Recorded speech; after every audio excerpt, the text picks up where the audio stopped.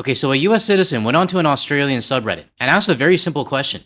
Do we really have that bad of a reputation? And I have to say from Canada, I feel two things about this US citizen that asked that question. One, are you seriously that clueless? But two, I actually commend this person for, asking. Because not many US citizens who are deep in the Kool-Aid would actually, go outside their borders to get a real opinion. Because Australia, Canada, Europe, and pretty much the rest of the world, we're not confused. And we know what the United States is. The only people that seem shocked that the US reputation is collapsing are the US citizens themselves. But I do commend whoever this US citizen is for at least asking the question. But this subreddit post actually amplifies what the Australians feel about the United States.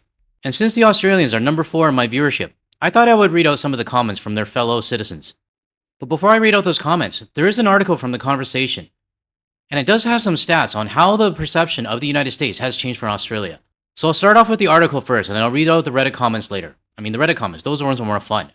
I'm just going to skim through this article, but if you want to read the whole thing, like always, the link will be in the description below. And guess who decided to show up? Anyways, let's get started. In May 2026, the United States Study Center and the University of Sydney, in collaboration with YouGov, polled more than 1,000 Australians on their views of the US. Okay, shh. Our results paint a picture of an Australian public wrestling with a rapidly shifting strategic landscape, and Australia's place within it. In 2025, perceptions of the US tumbled to new lows, and in 2026, these views appear to have solidified. Most Australians, 58%, continue to say that the second Taco Tuesday administration has been bad for Australia. These include a 10% point increase since last year in those who describe the administration as very bad. Now this chart right here is really interesting, and it's titled, How Does Australia View the US Alliance? And the first metric states, Australia needs its alliance with the United States more than ever. Only 49% said yes, 25% said neither agree or disagree, 20% said strongly disagree, and 6% say I don't know. The next metric, has the Australian government properly explained why Australia needs this alliance with the United States? Only 31% said strongly agree, 26% say neither agree or disagree, 35% say disagree, and 8% say I don't know.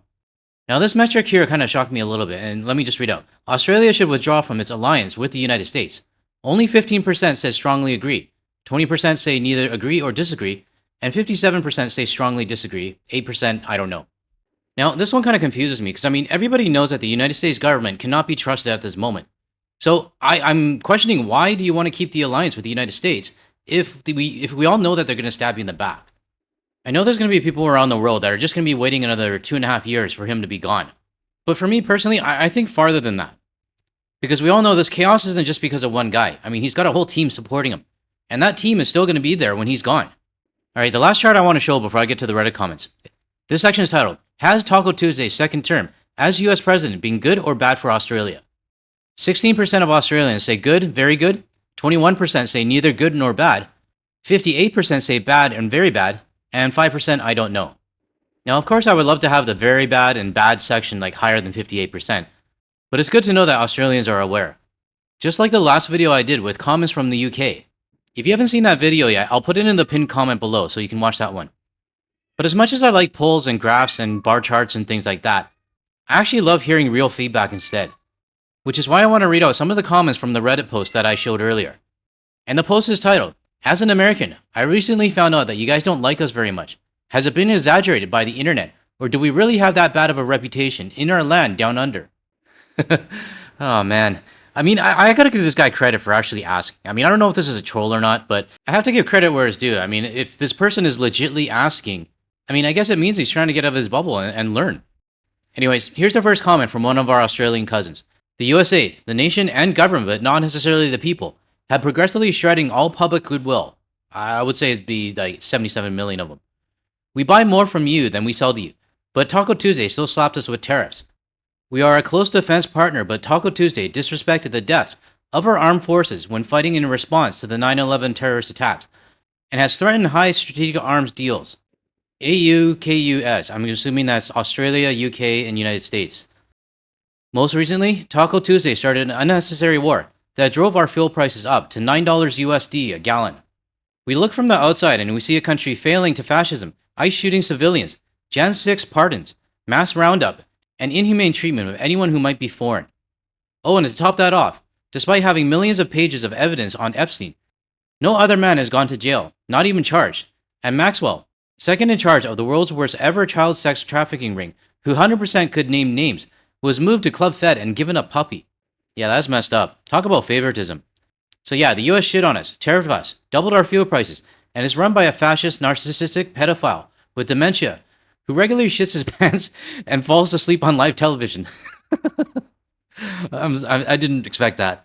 But there is sufficient evidence that he's probably like shat himself a few times. This picture here, his caboose can't be that big. It's got to be padding from something else. Now, these are some of the replies to this guy's comments. We also don't understand America's arrogance about their gun culture. Americans tend to be fearful of Australians' venomous creatures. But the number of deaths in Australia from venomous creatures in a 1-year period is the same number of deaths in the USA from firearms in any 4 hours. Americans can also look down on countries with universal healthcare, when in their own country, people can go bankrupt from just getting sick. It is hard for Australians to understand why Americans put up with this compared to our healthcare. Now, for any Canadian watching this right now, you can basically replace the word Australian with Canadian, and we would say the exact same thing. Now, these next two comments are kind of interesting. What the hell is up with school kids and pledging the allegiance in the morning? Shit sounds like a cult.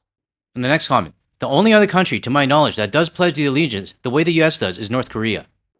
Definitely something to think about, and I'm glad it's not just Canadians saying this. Now here's the next comment. It's less American and more American exceptionalism. Not only does the default mindset make dealing with Americans insufferable, it's also directly counter to Australia's culture of tall poppy syndrome. What's tall poppy syndrome? So saying, I live in the States and married an American, and it's something I still struggle to adapt to. For me, it's more of a fact that I can be in a room with dozens of Australians, but I still hear the American clearly over everyone. Like there's loud, and then there's American. I think we can all relate to this one. This next one is short and blunt and straight to the point. America has a bad reputation worldwide, pal. Now, you're right. Very few people like Americans. Mostly the belief that you are loud, obnoxious, and your government has constantly been making the world a worse place for a very long time. This next one. I haven't encountered an American I haven't liked as an individual. However, re-electing Taco Tuesday and the American exceptionalism attitude is reprehensible. It's also not just in Australia who is sick of this. Lots of chants happening at the World Cup by other countries mocking the USA's dire political decisions, and Canada was boycotting America so hard that it caused economic problems for the USA. It makes me really happy to hear these comments from people outside of the GTL community, because it means that our efforts in Canada are being noticed. And when it comes to the World Cup chants, this is my favorite one. He's fat with piles in the Epstein files. Trump the cunt, Trump the cunt. He's fat with piles in the Epstein files. Trump the cunt, Trump the cunt. Now, obviously what we just heard is not what was said in the stadium, but can you imagine that chant being done by like thousands of people from England? But it really shows the global dissatisfaction when it comes to the United States. Now, I figured this would be a great time to get some feedback from the GTL viewers that are from Australia. The first one is from Kiefer Bradshaw. Sydney, Australia here. I cancelled my US holiday, which I was meant to be there 3 months ago. I wouldn't go there if you paid me to go. It's way too dangerous now, and many other Australians have been treated really badly at the entry points. The government is shooting and beating up their own citizens. I'll never go there again. This next one is from Mick Hawkins 9864. I visited the US from Australia a year ago. I won't be going back. Border control was unwelcoming and bullying when I arrived, and was isolated for an extra interrogation based on a previous visit in 2006. I was 85 with impaired mobility and about as harmless as possible to be. Before leaving, I was advised not to take my phone because it was likely to be checked for any anti-Taco Tuesday content. Time between border and departure was fine, but I was not prepared to go through what I understand is now a worse border control situation that could have resulted in expulsion or imprisonment in some foreign hellhole. Now this next one is from Jokemeister1. You typically have to book travel well in advance, and there's so much uncertainty with the US that it might risk you losing money because you had to cancel or change plans is way too high, let alone the risk of simply being turned away or detained. I can go elsewhere with no risk of that. In any case, the US stabbed us in the back. You don't do that to friends. Well, Aussies are not your friend anymore. This next one is from Fazine. Sorry if I mispronounced your name. I can barely believe how quickly the US is falling, but there it is. I used to have some bucket list items, like driving Route 66, visiting Yosemite and Grand Tetons. I don't know what Grand Tetons is. And the museums in Washington. That will never happen now. I will never visit the US again. I think now the US is an army. There's no other way to describe their actions. Australian here. This next one here is from Makier. 1. There's no trust after what's been in the press. Flights from the US to Australia are also very expensive. Hotels and experiences have to be booked in advance.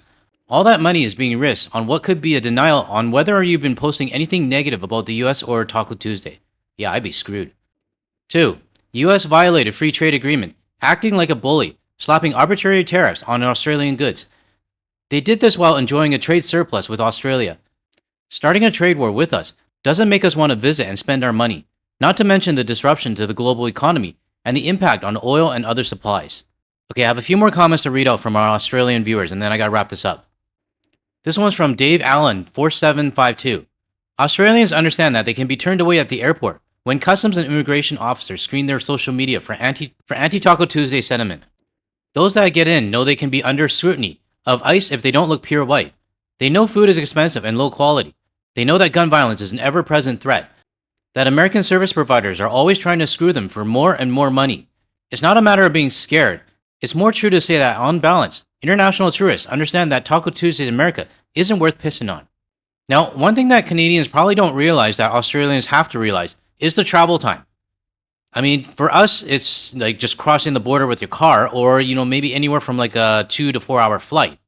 But for Australians to go to the United States, I think it's probably like at least minimum 15 hours, maybe 16 or 17. I'm only basing on what my friends are telling me because they're going from like Vancouver down to Brisbane and they said it was like 16 hours. So I asked this question, like who would actually want to fly like 15 plus hours, get to the CBP desk and then potentially be like rejected and have to fly all the way back home? At least for us Canadians, we're still at pre-clearance and we can just like turn around. All right, last comment from the GTL community. This one's from the Great Fraggle. I wouldn't visit the US for any reason. The country's, more importantly, its political leadership is a disgusting joke. Why would anyone want to visit and spend their money in a country that clearly doesn't want us there for any other reason than to exploit us? Taco Tuesday has made it very clear he doesn't respect Australia and that Australians don't have any respect for him. Canada has always been a better destination for travel, and Canadians are some of the best people in the world. I appreciate that. So, why did I show all these comments? Well, I mean, polls and graphs and stuff, they're great. But for me, I want to hear the personal stories. I want to hear the emotional stories, the anger, the disappointment, and what everybody's doing moving forward. Now, this subreddit post that was in r/AskAnAustralian, it's got 3.2k responses. And I only read out 4 or 5 of them? So if you want to read more of the responses, I'll leave a link to the subreddit post in the description below. I know my haters are going to say I'm spreading hate, but I like to think about it as spreading solidarity instead across the world. So let me know your thoughts in the comments below. Do you agree with all the comments that I read out? Do you agree with the comments from the subreddit? And if you're Australian, do you agree with your fellow citizens on their statements? Let everybody know in the comments below. To close off this video, I would like to thank Anthony for sending this photo from the Quebec City Harbor in Quebec. Anthony has been a longtime viewer of the Guard Leave channel, and he's a US citizen. And he told me that this 4th of July, he decided not to support his own economy or his country's birthday and anniversary, and instead he came up to Canada. He said it didn't feel right celebrating the independence of the United States, especially with what's going on right now. So I want to thank you, Anthony, for sending this photo over to me, as well as supporting the Canadian tourism industry. Alright everyone, I gotta go. The co-host just stepped out and then she came back in, so I think she's on a mission to get my attention. So I gotta get going. If you found any value in anything I said today, or you want to hear more from a Canadian and international point of view, without the US media bias, make sure you hit that like and subscribe button below. That way you'll be notified of my future videos. And don't forget to hit the bell icon and select all as well. Now, if you want to see more of my videos, check out the ones that are going to show up on your screen shortly. Thanks everyone, I'll catch you in the next one.